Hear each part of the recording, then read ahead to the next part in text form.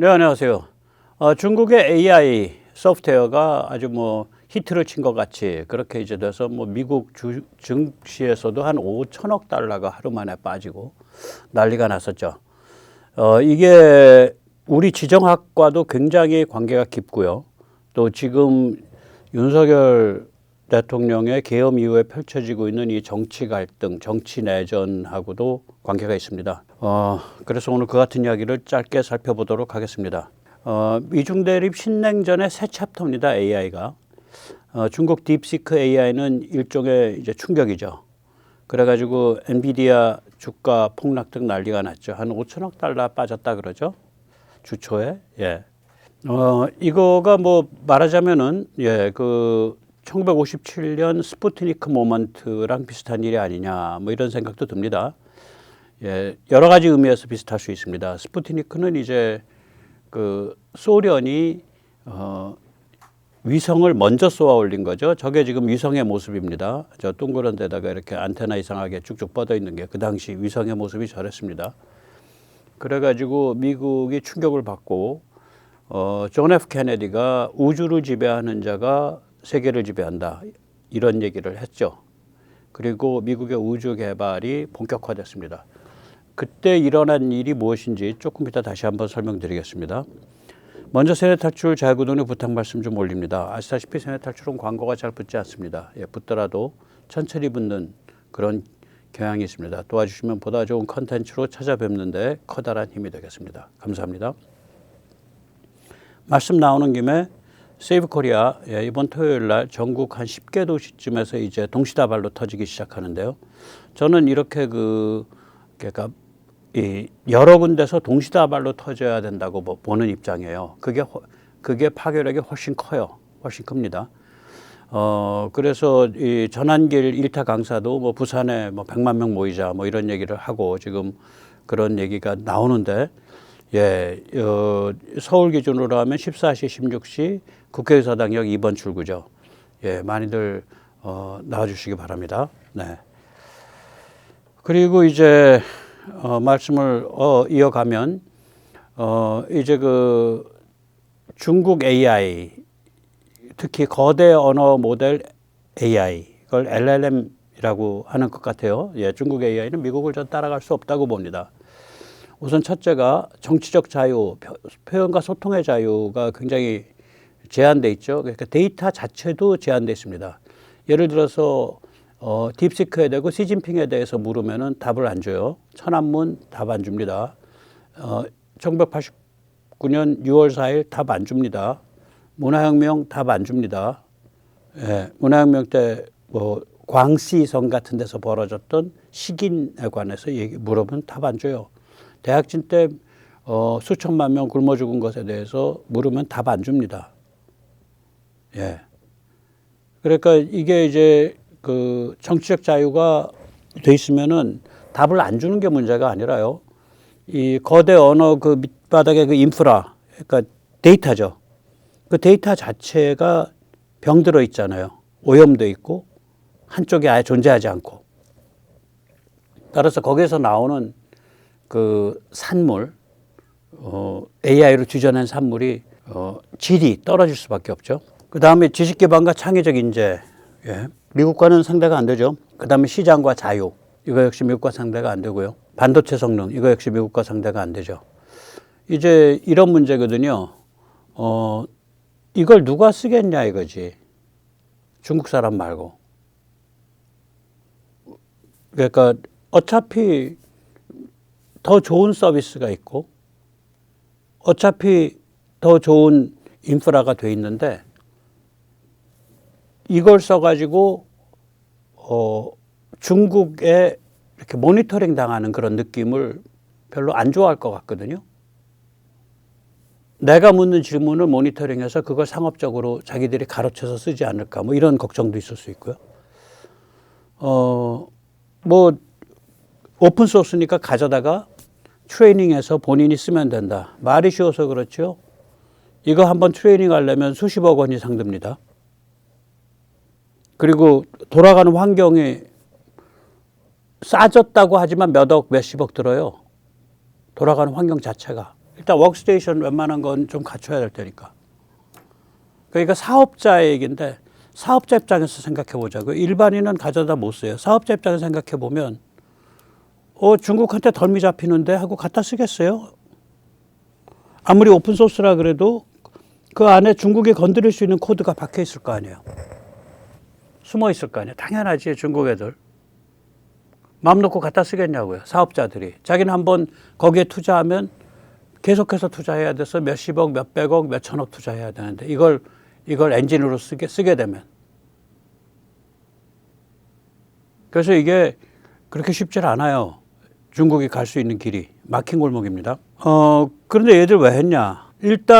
얘들은 반도체 이런 데서 제한이 있고 환경에 제한이 있으니까 웹에서 지금 우리가 뭐 챗 GPT 돌아가듯이 웹에서 돌아가는 그런 AI도 마음에 두지만 기본적으로는 로컬에서 돌아가는 AI를 또 생각을 한 게 스몰 랭귀지라고 보통 얘기하죠.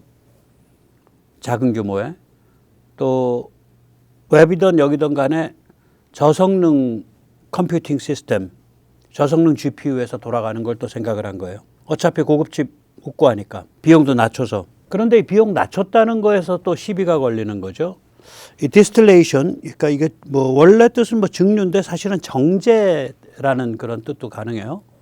정제, 뭐 이렇게 졸이는 거, 우리가 생선 조림할 때 그 조리는 식으로 졸이는 거, 졸여가지고 그 핵심을 딱 그 잡아내는 거, 그걸 이제 그 디스틸레이션이라 그러는데 여기 이제 표절 의혹이 지금 심하게 제기됐죠. 백악관의 여기 이제 사진의 왼쪽 사람, AI 및 암호화폐 전담자 아르 데이비드 삭스라는 사람인데 이 사람은 이제 페이팔 커넥션이죠. 그래가지고 그 페이팔 커넥션의 좌장 피터 틸. 그러니까 뭐 유명한 사람이 한 서너 명 있는데 페이팔 커넥션에 피터 틸, 데이비드 삭스, 그 다음에 일론 머스크 이 정도라고 생각하시면 돼요. 근데 데이비드 삭스하고 피터 틸은 스탠포드 출신이거든요. 스탠포드 법대일 겁니다, 둘 다. 근데 스탠포드 다닐 때 포스닥 할 때일 거예요. 박사학위 이후인가 뭐 연구자 생활할 때 다양성은 거짓이다. 그러니까 다이버시티 미스. 그래가지고 캠퍼스에서의 획일주의라는 부제를 붙여서 이 PC 좌파들, 해체주의 좌파들을 이미 공격하는 책을 지금부터 꼭 30년 전에 냈습니다. 1995년에. 그러니까 정치 철학과 정치 사상으로 이미 30년 전부터 무장돼 있던 사람들이에요. 대학원생 때 냈을 거예요. 이 사람이 1972년생이니까 23살 때 냈네. 그때부터 무장돼 있던 사람들이에요. 피터 틸이나 데이비드 삭스는. 나중에 이제 실리콘밸리에서 돈 많이 벌었죠. 그리고 지금도 실리콘밸리에서 일을 하고 있고요. 그래서 이 트럼프가 이제 그 7월 초에 총알이 이제 여기 귓볼 스쳐간 그 다음에 제이디 밴스를 부통령 후보로 전격 지명하고 페이팔 커넥션과 결합을 하잖아요. 뜻은 이런 거죠. 야, 니들 나 죽이면 나보다 더 센 얘들이 그 다음엔 권력 잡아. 일단 얘 밴스 같은 애가 먼저 대통령 될 거야. 생명보험을 들기도 한 거고. 저는 그래서 그 총알 이전과 이후에 트럼프가 좀 많이 바뀌었다고 생각해요. 총알 이후부터 일종의 시스템을 짰어요, 이 사람이. 그러면서 페이팔 커넥션과 아주 깊게 결합을 하죠.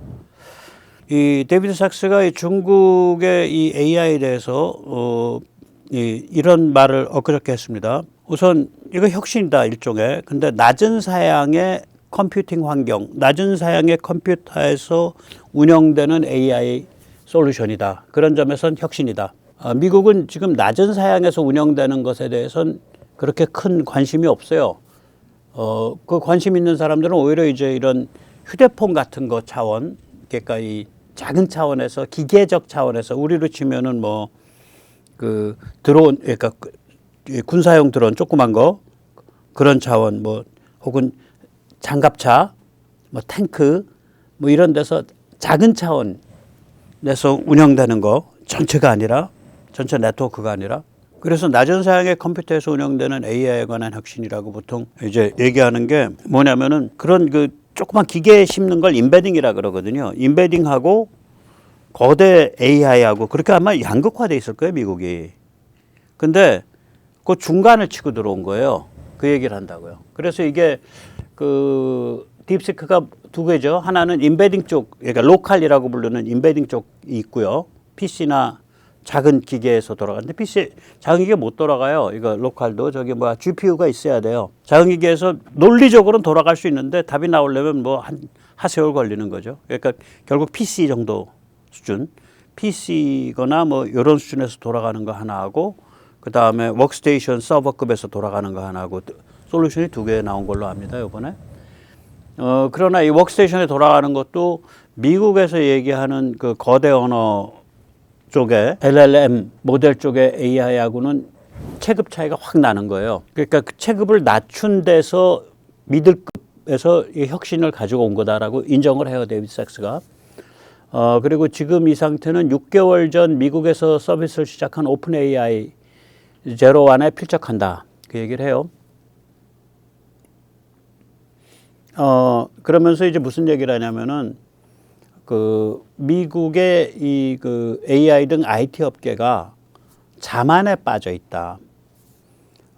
그래서 DEI 그러니까 다양성이라 그러면 뭐 그런 거죠. 그 다음에 equity, 그러니까 무조건 평등, equality랑 다르죠.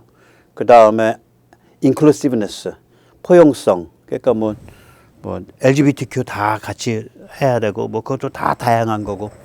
DEI 같은 거 해서 뭐 저기 뭐야 그 AI를 만들어도 저기 흑인으로 그러니까 조지 워싱턴을 흑인으로 형상화 시켜주는 뭐 그런 AI 만들고 이런 짓하고 이런 그런 황당한 장난을 해왔다. 돈 들이고 시간 들여서. 근데 중국이 쫓아왔기 때문에 우리도 정신 번쩍 차려야 된다. 그런 얘기를 합니다. 데이비드 삭스가. 그 다음에 이제 데이비드 삭스가 뭐냐면은 인스텔레이션, 대형 모델의 인스텔레이션에서 미국을 표절했다. 그 증거, 상당한 증거가 있다. 이야기를 합니다. 이게 지금 회사 차원에서 한 얘기가 아니라 백악관 차원에서 한 얘기예요. 그래서 이게 살벌한 얘기예요. 인스텔레이션이라고 하면 이제 대형 모델의 큰 지능을 보다 작은 모델의 작은 지능으로 소형화하는 거죠. 그래서 이제 컴퓨팅 환경이 낮은 사양에서도 돌아갈 수 있게 만드는 걸 인스텔레이션이라고 그럽니다. 인스텔레이션 하는 과정에서 미국 데이터를 뽑아서 썼다. 그래서 앞으로 미국 AI 서비스에서는 몇 개월 안에 이 데이터 인스텔레이션을 위해서 제3의 업체가 인스텔레이션을 위해서 데이터를 추출하는 거를 막는 그런 아마 솔루션들을 갖추게 될 거다. 그런 얘기까지 해요. 그러면서 중요한 얘기를 합니다. 이게 중국이 못 따라오는 거거든요. 거대 데이터 센터. 이거 지금 트럼프가 하겠다는 거 아니에요. 거대 AI 모델, 그 다음에 고사양 반도체, 고사양 컴퓨터. 여기서 이런 영역이 AI를 리드하는 것은 이건 당연한 거고 이건 불변이다. 그리고 이게 미국이 이제 말하자면 중국에 대해서 완전한 초격차를 갖고 있는 영역들이죠. 이런 것들이. 예. 그러면 이제 중국 AI가 이제 일부 언론에서 얘기하듯이 또 중국이 주장하듯이 일종의 굴기냐 아니면 이게 도둑질 표절이냐 도발이냐 뭐 이렇게 생각을 좀 해봐야죠. 뭐 어느 경우든 그게 뭐 도둑질이 있었던 없었던 간에 어느 경우든 미중 대립 신냉전을 한층 더 격화시키는 계기입니다. 1957년 스푸트니크 같은 사건이에요. 1957년 스푸트니크에서부터 격화돼 갖고 이제 쿠바 위기까지 가죠. 그리고 우리는 스푸트니크에 미국이 충격을 받아서 이제 아폴로 그 달 착륙 위성을 보낸 걸로 달 착륙 로켓을 보낸 걸로 생각을 하지만 실제로 스푸트니크에 의해서 결정적으로 만들어진 게 GPS예요. 이게 스푸트니크 때부터 만들어져요. 이거 왜 그랬냐면은 이제 위성이라는 게 없었잖아요. 근데 스푸트니크가 이제 위성을 쏘아 올렸단 말이에요. 그러니까 미국이 무슨 짓을 했냐면은 지상에 이런 그 감지센터를 송신탑 비슷한 걸 세워갖고 위성의 위치를 추적했어요. 스푸트니크가. 그러면 우주의 포지셔닝하고 지표 포지셔닝을 연결시킨 거잖아요. 그러니까 지상에서 우주의 포지셔닝을 측정한 거 아니에요. 그런 걸 거꾸로 뒤집으면 뭐예요? 우주에서 쏴지는 신호를 가지고 지표에 있는 위도, 경도, 고도를 계산할 수 있죠. 그래서 1960년대에 이 GPS의 원리를 이미 테스트가 끝나요. 그리고 1973년인가부터 구축 시작하죠. 예. 지금 우리가 보는 GPS. 그 이전에 1960년대에는 무슨 GPS가 그래서 나오냐면 1시간인가 2시간 간격으로 자기 위치를 알 수 있는 그런 GPS가 나와요. 그래서 미 해군에서 썼죠. 예. 그래서 이제 이렇게 이제 신냉전이 한층 더 격화되는 거거든요. 아니, 하루아침에 일단 사람들의 정서부터 그렇잖아. 뭐 중국이 뭐 이상한 거 만들어서 우리 쫓아온대. 뭐, 야, 하루아침에 뭐 엔비디아 같은 경우는 주식 가격이 뭐 5천억 달러가 날라가. 야, 이게 장난이냐? 그래서 어떤 사회적인 어떤 그 포커스, 사람들의 관념이 강화되는 거 아니에요. 미중 대립 신냉전에 대한 관념이. 그래서 이게 가팔라지는 거예요. 그리고 이 미중 대립 신냉전이 군사적인 파트뿐만이 아니라 AI, 반도체, 양자 컴퓨팅, 원자력, 핵융합, 배터리, 무기 공급이라는 건 뭐 웬만한 나라들 중동이라든지 동구라든지 이런데 필리핀이라든지 베트남이라든지 이런데 무기를 싸게 빨리 공급해 주는 거. 그 다음에 제조업 기지 개발. 중국이 족탈불급 세계 1위의 제조업 기지인데 이 같은 중국의 지위를 약화시키려면 중국을 대체할 수 있는 제조업 기지를 개발해 줘야 될 거 아니에요. 그래서 이런 것들이 이제 같이 맞물리는 거죠. 이런 게 같이 진행되는 거예요. 그러니까 미중 대립 신냉전이 이게 다면적이고 다차원에 걸친 전선들을 갖고 있다 이렇게 되는 거잖아요. 그냥 전선이 하나가 아니라 군사 지정학적으로 예를 제1도련을 가지고 포위 압박하는 군사 지정학적 전선이 있는가 하면 그다음에 같은 군사 지정학이라도 뭐 그 AI 그러니까 군사 AI요. 제가 나이프라고 한 거 네트워크 베이스 AI 그런 거. 뭐 그다음에 뭐 여러 가지가 있죠. 뭐 아까 말씀드린 대로 일반적 AI, 반도체, 양자 컴퓨팅, 원자력, 핵융합, 배터리, 무기 공급, 제조업 기지 개발 이런 한 10여 개 이상의 그냥 대충만 분류해도 아주 복합적이고 다면적이고 다차원적인 전선들이 형성됐다는 얘기잖아. 근데 한국은 어떤 나라냐? 이런 다면적 다차원적 전선들 대부분에서 핵심 역할을 하는 핵심 동맹국이에요. 그래서 미중 대립 신냉전이 가팔라질수록 미중 대립 신냉전이 군사적일 뿐만이 아니라 다면적 다차원적으로 될수록 한국의 몸값은 따블로 올라갑니다.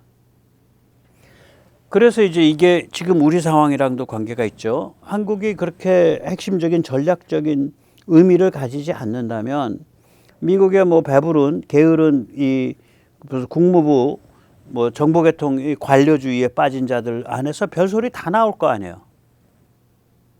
아 그거 뭐 저기 그런 소리는 또 우리 저기 그 종중 언론이 엄청 또 부풀려서 키워줘요. 종중 아닌 척한 조선일보도 그런 소리는 엄청 부풀려서 키워줘.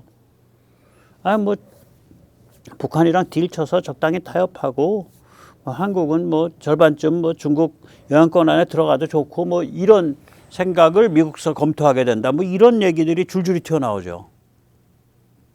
미국의 전문가라는 자들 입에서.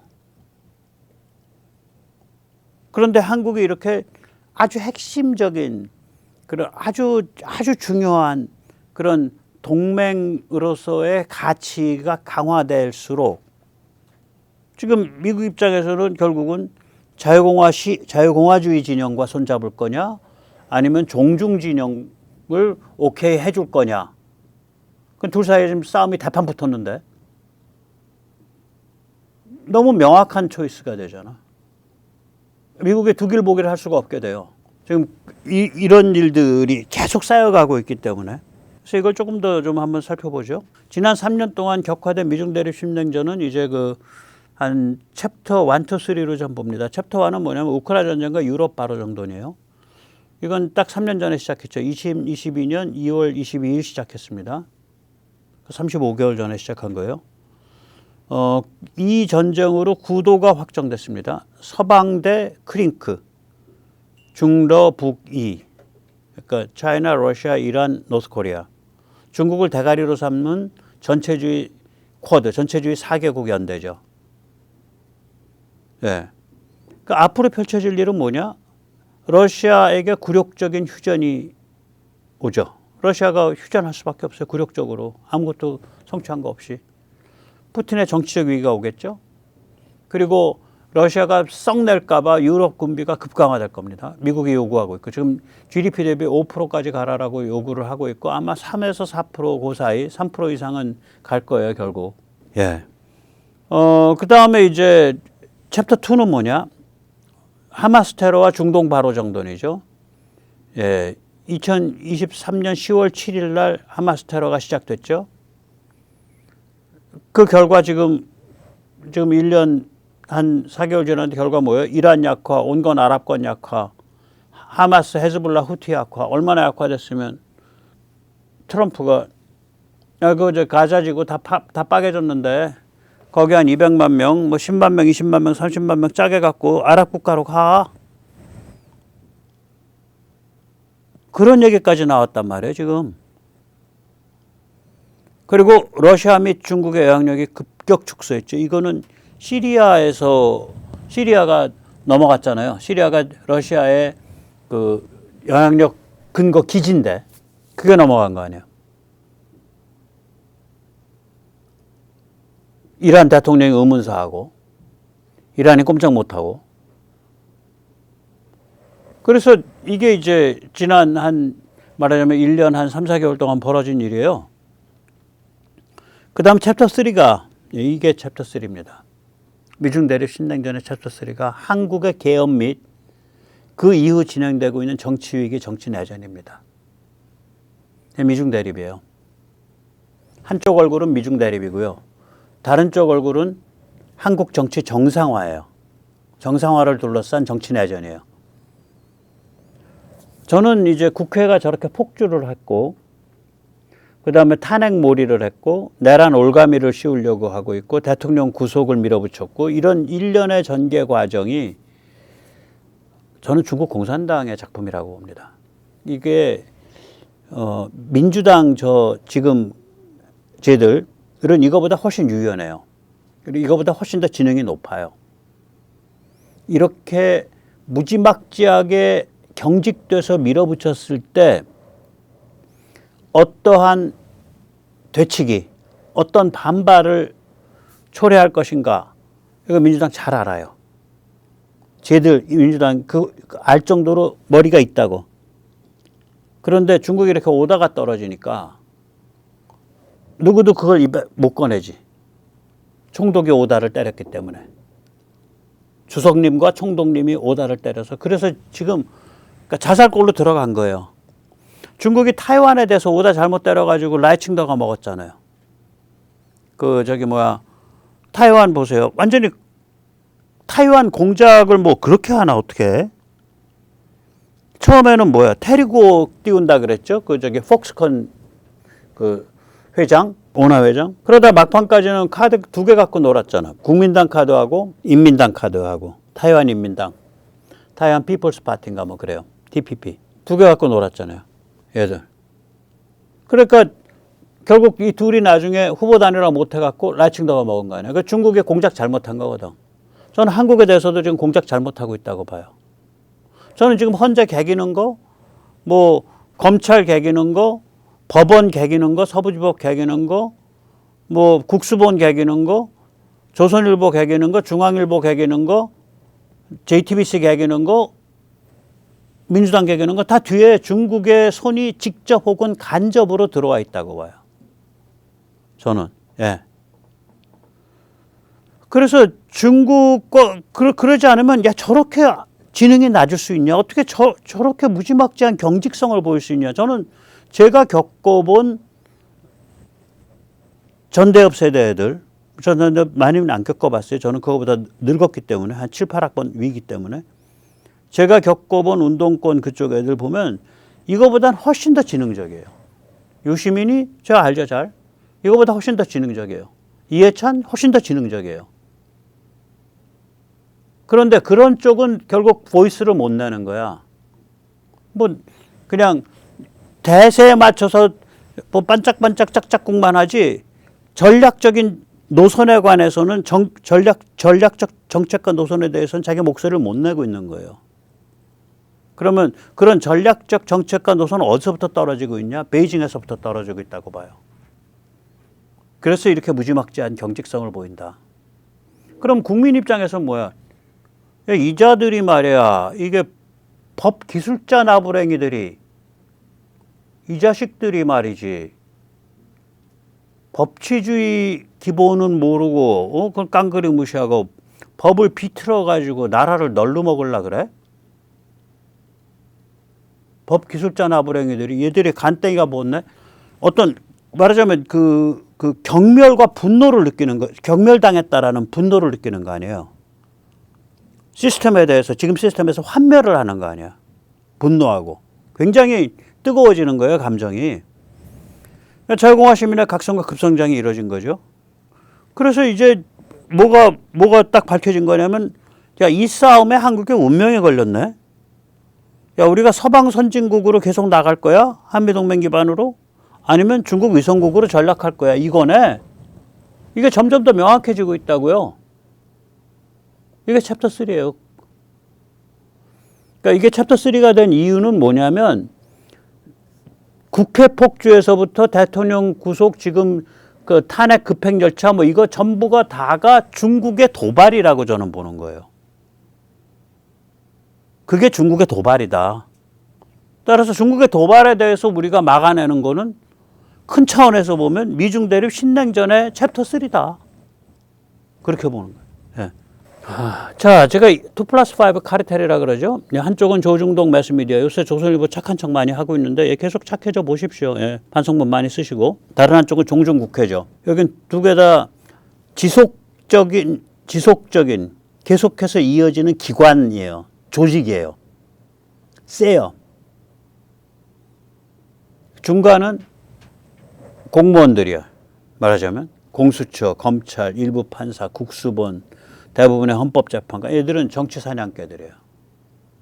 중국 간첩이든 중국 간첩에서 조종받고 있든 혹은 뭐 머리가 또라이든 혹은 정치 투기꾼이든 각자의 동기는 모르겠어요. 어쨌거나 기본은 정치 투기 사냥개들이에요. 그래서 2+5 아닙니까? 지금 구조가. 헌재까지 이제 정치 사냥개라는 게 다 밝혀지고 있잖아. 헌재의 신뢰성까지 이제 다 까발려지고 있잖아요. 지금 헌법재판 결과 언제 나올지도 모르는데 빨라도 2달은 걸리는데 앞으로. 벌써 이렇게 족보가 다 나왔으면 이게 헌재가 영이 쓰겠냐고. 경멸과 증오의 대상 아니야. 문영배의 그 이상한 SNS에 남긴 흔적. 이미선은 동생이 저쪽이잖아. 정계선은 남편이 저쪽 탄핵파잖아. 탄핵에서. 그럼 이거는 일반 재판에서도 기피 신청을 해야 되는 그러니까 그 conflict of interest라 그러죠. 그러니까 이해관계 상충에 걸려서 재판을 못 맡게 되는 사람들이에요. 이게 다 폭로돼 있잖아. 그러면 이런 상태에서 탄핵이 인용되면 국민은 납득할까요? 못한다고 봐요, 저는. 엄청난 자유공화 시민 저항에 태풍이 몰아칠 거다라고 봅니다. 그래서 지금도 이미 벌써 야 이건 법치주의가 아니야. rule of law가 아니야. 이거는 법률 기술자들이 현행법을 비틀어 갖고 법을 내세워서 국가를 찬탈하고 우리를 착취하고 우리를 억압하고 우리를 지배하려고 하는 사법주의야. rule by law야. 라고 지금도 느끼고 있는데 그리고 점점 더 그 느낌이 강해져 가고 있는데 이게 탄핵이 인용돼? 이건 뭐 무지막지한 얘기입니다. 네. 그래서 헌재 사무관이 후폭풍이 어마어마하다. 폭동이 일어날 때 싶다. 뭐 이런 얘기까지 하는 거 아니에요. 저는 사무관님께 말씀드립니다. 너무 그렇게 겁먹지 마십시오. 폭동 유혈 그거 있어도 일부입니다. 그건. 이번에 보세요.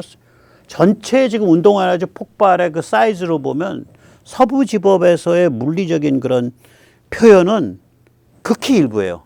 저는 그게 필요하다, 필요 없다, 좋다, 나쁘다 얘기는 안 하겠습니다. 근데 일단 저는 동정적이야. 젊은 사람들이 그렇게 나설 수 있다, 감정적으로.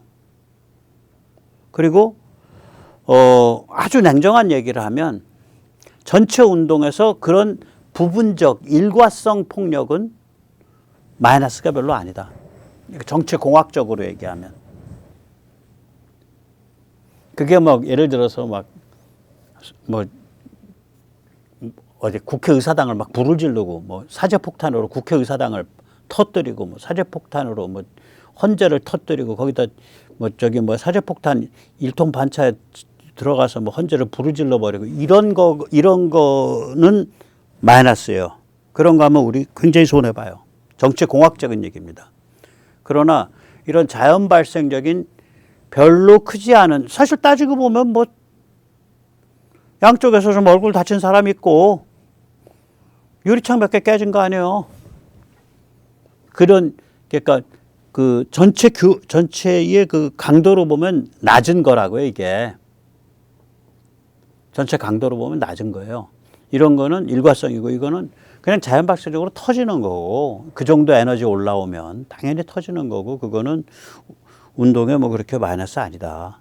저는 그렇게 보는 관점이고, 그 청년들에 대해서 저는 동정적이고 동조적이에요. 예. 그 정도면 잘 참은 거다. 예. 그렇게 봅니다. 그러나 이제 요번에 이제 탄핵 인용되면 저도 어떻게 갈지 모르겠어요. 그거는. 그럼 뭐 있던 없던 일부 폭동, 일부 유혈이 있던 없던 간에 전체 흐름은 압도적 평화 시위예요. 그리고 거대한 정치 변혁이에요. 그러니까 중장기적 결과는 뭐냐? 윤석열을 지도자 깃발로 삼는 초강력 자유공화주의 정파입니다. 이게 제가 좀 다른 말씀을 좀 드릴게요. Anytime, any place. 언제 어디서든 터져나오는 일상적 저항 및 시위인데 이게 뭔지 말씀드릴게요. 예를 들어서 출근 시간에 종로 이가역에서 전철이 도착해가지고 내려서 나오는데 그럼 뭐 수백 명 사람들이 나올 거 아니에요? 그때 갑자기 어디선가부터 윤석열 복귀, 윤석열 복귀, 탄핵 반대, 뭐 국회 해체 이러고서 그냥 그러고서 올라와 갖고 다 출근하는 거예요. 이런 일이 언제 벌어졌는지 말씀드릴게요. 이거 저기 그 79년도에 서울대에서 벌어졌어요. 9월 달에. 9월, 10월. 그러니까 박정희 대통령 돌아가시기 직전 2달 동안. 그때가 긴급조치 9호 때입니다. 긴급조치 9호 무서운 법이에요. 법률대로만 해석하면 돌잔치에도 잡혀가. 3명인가 5명 이상이면은 집회가 금지돼 있어요. 뭐 허가하고 지랄이고 나발이 없어. 그냥 금지돼 있어요. 그러니까 모이는 것 자체가. 물론 돌잔치에도 잡아가지는 않았어요. 그리고 잡아가면 기본이 뭐 1년, 2년, 3년이니까 긴급조치 9호가. 그런데 그런 상태에서요. 예를 들면 과체육대회를 해. 그럼 체육대회 끝나고 한 50명 나왔을 거 아니야. 그래서 신림동 가서 뭐 오뎅집에서 막걸리하고 뭐 소주하고 먹었어. 나오다가 신림 사거리까지 그냥 가면서 그냥 유신철폐하고 가는 거예요. 경찰이 뜨지. 그럼 없어져.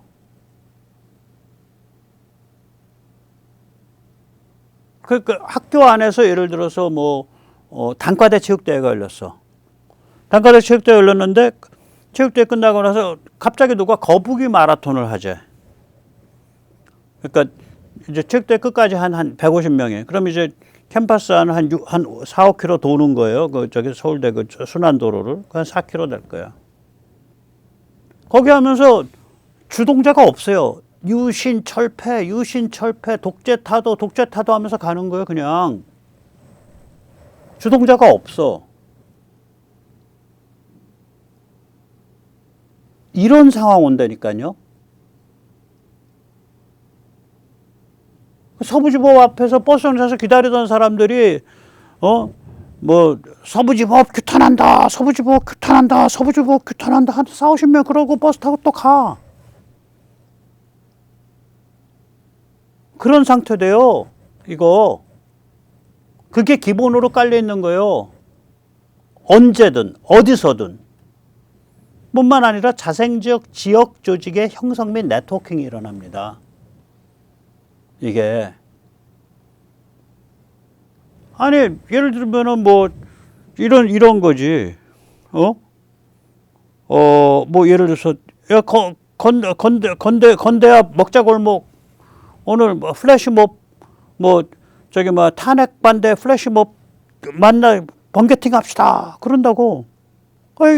오후 한 6시쯤부터 길거리에 서가지고 저 휴대폰 거 흔들면서 탄핵 반대 윤석열 복귀하고서 하다가 없어져요. 그냥 한 1시간 2시간 하다가 골 때리는 상황 온다니까요. 그게 부글부글 끓어보세요. 수도권 전체 각 지하철역 어디서든 국회의원 사무실 앞에서 뿐만 아니라 부산에서, 대구에서, 포항에서, 울산에서, 진주에서, 대전에서, 세종에서, 청주에서, 아산에서, 강릉에서, 권성동이. 권성동 자신 똑바로 들어. 당신이 강릉의 왕노릇 언제 날 것 같아? 그거 순식간이야. 당신 똑바로 들어. 얼굴 부러터진 라면 같이 하고 다니지 말고. 그런 일이 터져요, 이게 지금. 그래서 우리가 그냥 꿋꿋하게 계속 밀어야 돼. 계속 밀면 무슨 일이 발생하냐면 쟤들이 빠개져요. 우린 더 모이고. 쟤들이 중국말 계속 저 안에도요. 중국과의 그 온도 차이가 있을 거 아니에요. 중국과 아주 밀접한 진짜 간첩. 조금 중국에 완전히 무슨 오다가 떨어져서 순종하는 놈. 그거보다 좀 덜한 놈, 그거보다 덜한 놈, 덜한 놈, 지 계산 돌리는 놈. 이게 스펙트럼이 짜여져 있을 거 아니에요. 이 아래 애들이 참겠냐고. 저 무지능의 무지막지한 경직성을 중국과 조금이라도 거리가 있는 애들이 참겠냐고요. 쟤들 안에서 자중질환이 일어나요. 이거는 완전히 누가 견디냐, 누가 더 잘 단결되어 있냐, 누가 더 각성이 심하냐, 누가 더 뜨겁냐 이런 게임이에요. 완전히. 네. 그리고 쟤들은 이미 그거 다 깨져 있고 쟤들은 사실은 아까 2+5 그 카르텔 구조잖아요. 여기는 사람들이 각성해서 뜨거워져 가고 있는 구조고. 근데 이 각성해서 뜨거워져 가는 게 에너지 소스가 이 세 개가 이미 딱 맞물려서 돌아가고 있다. 그 제가 자꾸 말씀드리는데 이 자유공화 시민의 각성과 급성장. 우리가 이런 이미 미디어를 갖고 있고 제가 들고 있는 이 미디어 하나가 조선일보보다 힘이 센 날이 있어요. 훨씬. 저 혼자가. 이미 그리고 자기가 컨텐츠 안 만들더라도 자기가 이미 다 뒤져서 공부하고 보시잖아. 조중동 매스미디어의 세뇌 통제가 안 먹히잖아요. 두 번째, 윤 대통령의 결기와 진정성. 목숨 내놓고 하고 있잖아. 현직 대통령이. 현직 대통령의 감옥에서. 그 다음에 세 번째, 아까도 말씀드렸지만 미국의 한반도 전략 정책 행보가 급진화되고 있어요, 지금. 이게 왜 그러냐면 예를 들어서 미국의 국방부 세계 최대의 관료 조직에 300만 명쯤 돼요. 민간인까지 하면. 미국의 국무부, 우리나라보다 외교관의 숫자가 20배 정도 되고요. 미 국무부가 해외에서 현지 국가에서 채용하고 있는 현지인의 숫자가 3~4만 명입니다. 거대한 관료 조직이에요. 미국의 정치 완전히 상업화되어 있어요. 돈 넣고 돈 먹게요. 완전히 상업화되어 있어요. 합법적으로 그 대신에. 불법으로 돈 거래 잘못하면 감옥 가는 거고. 자, 이런 상태란 말이에요, 거기가.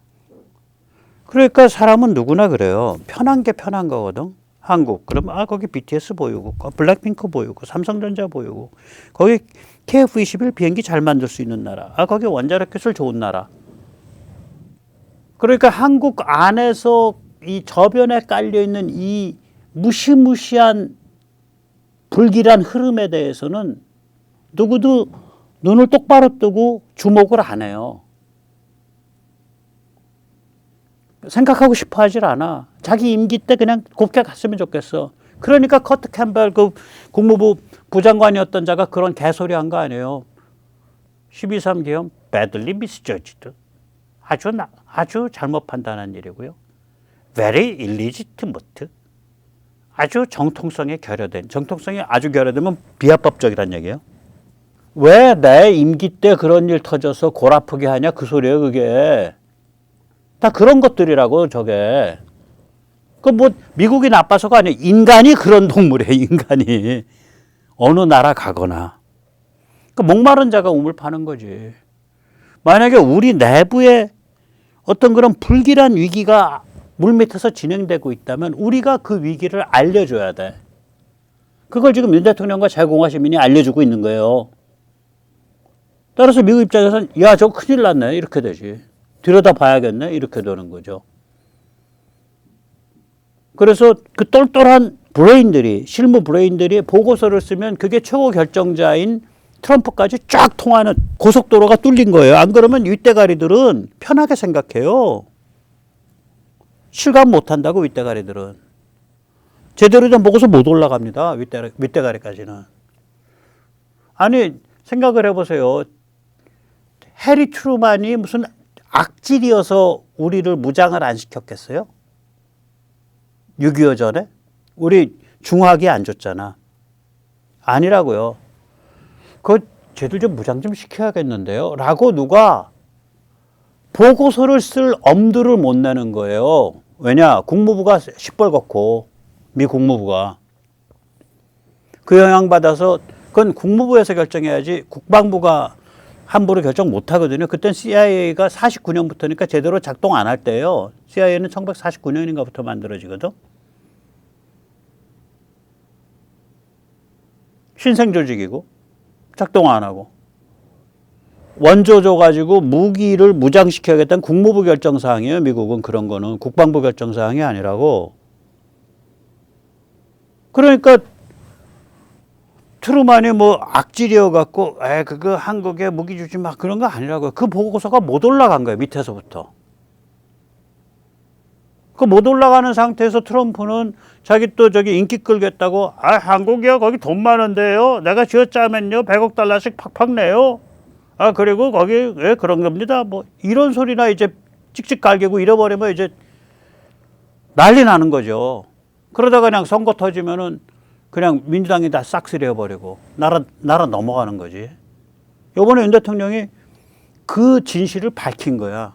그리고 그 진실을 밝혀준 데 대해서 우리 자유공화 시민이 감사하게 생각하고 옳다 생각하고 그냥 초스피드로 집결한 거예요. 그래서 우리가 이렇게 밀고 가면 이깁니다, 이거. 쟤들 빠개지고요. 뭔가 일어나요. 왜냐면요, 이 세계의 에너지가 딱 맞물려서 이렇게 물고 돌아가기 시작했어요. 예. 오늘까지 모시겠습니다. 감사합니다.